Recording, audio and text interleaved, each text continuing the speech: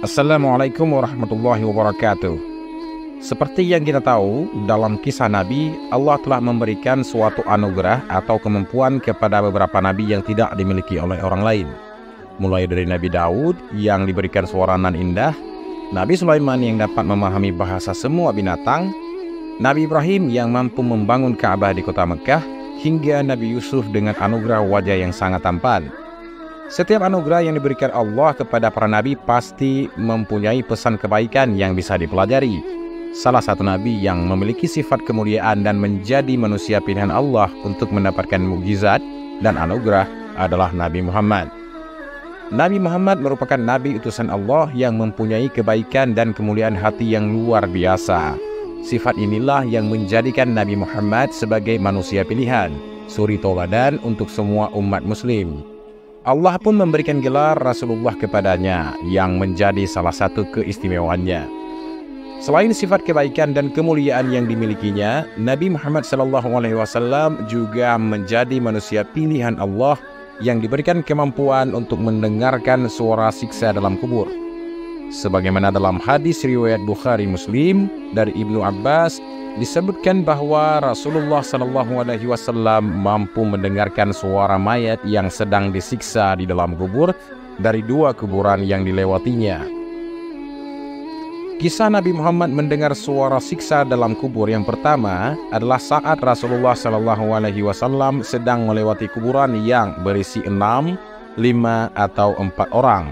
Di dalam hadis riwayat Muslim, Zaid bin Sabit menceritakan bahwa pada saat Rasul berada di kebun Bani Najjar dengan menunggangi keledai, tiba-tiba keledai tersebut menyimpang dari jalanan.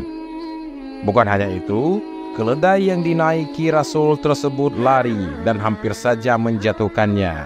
Ternyata diketahui tempat yang dilewatinya tersebut merupakan kuburan yang berisi beberapa orang.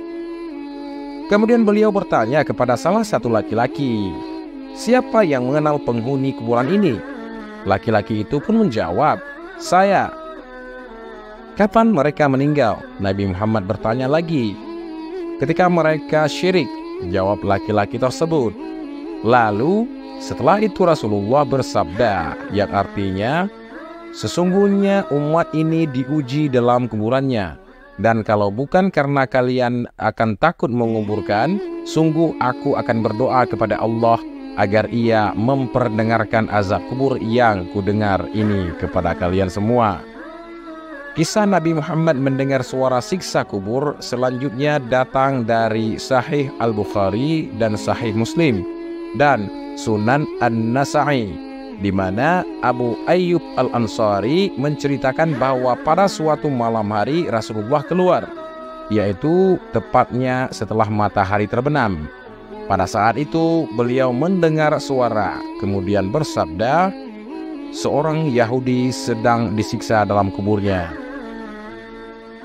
Selain itu, dalam hadis riwayat Bukhari Muslim dari Ibnu Abbas juga menyebutkan bahwa Rasulullah SAW pernah melewati dua kuburan dengan mayat yang sedang disiksa di dalamnya.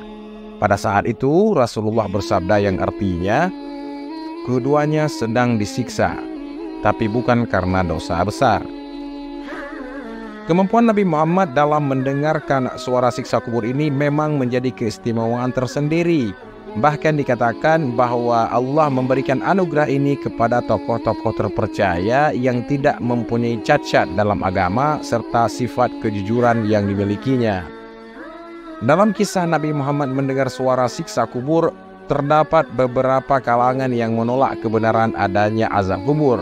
Di sini Ibnu Taimiyah pun berkata, jika diketahui bahwa pada saat tidur, roh orang yang tidur duduk, berdiri, berjalan, pergi, berbicara, dan melakukan banyak hal lain dengan batin bersama rohnya, dan badan serta ruhnya memperoleh kenikmatan serta azab, padahal jasadnya berbaring, matanya terpejam, mulutnya terkatup, anggota tubuhnya diam, dan sekarang ia bergerak dengan kekuatan gerakan dalam. Terkadang juga berdiri, berjalan, berbicara, dan berteriak karena kekuatan dalam batinnya. Berdasarkan cerita itu, disitulah keadaan orang yang telah mati di dalam kubur. Rohnya duduk, meminta, merasa nikmat dan sengsara, serta berteriak, yaitu ketika ruh masih terhubung dengan badan yang terbaring di dalam kubur. Sungguh ini merupakan suatu kebesaran Allah yang patut diyakini agar semua umat muslim dapat bertobat dan memohon ampun kepadanya. Selanjutnya, dalam kisah Nabi Muhammad mendengar suara siksa kubur juga diterangkan bahwa mayat yang sedang menerima siksaan terlihat keluar dari kuburnya. Ia bergerak keluar sedangkan azab dan siksaan yang diberikan masih menimpa raganya. Di situ pula malaikat azab menyertai keberadaan mayat tersebut. Pada mayat-mayat tersebut juga ditemui mereka yang bergerak dan berjalan keluar kubur dalam keadaan duduk dan tersiksa oleh azab yang menimpanya. Namun dikatakan pula tidak setiap mayat mengalami hal yang sama. Hal tersebut bergantung pada keadaan dan perbuatan mayat tersebut semasa hidup dunia. Itulah penjelasan kisah Nabi Muhammad yang mendengarkan suara siksa kubur yang dapat menjadi pembelajaran bagi seluruh umat muslim, bahwa dalam hal ini umat muslim perlu meyakini bahwa azab dan siksa kubur itu benar adanya. Dengan begitu, umat muslim harus berhati-hati dalam melakukan setiap tindakan semasa hidupnya, sebab Allah akan memberikan hukuman dan keadilan di kemudian hari. Wallahu a'lamu bissawab wa ilaihil ma'ab. Wassalamualaikum warahmatullahi wabarakatuh.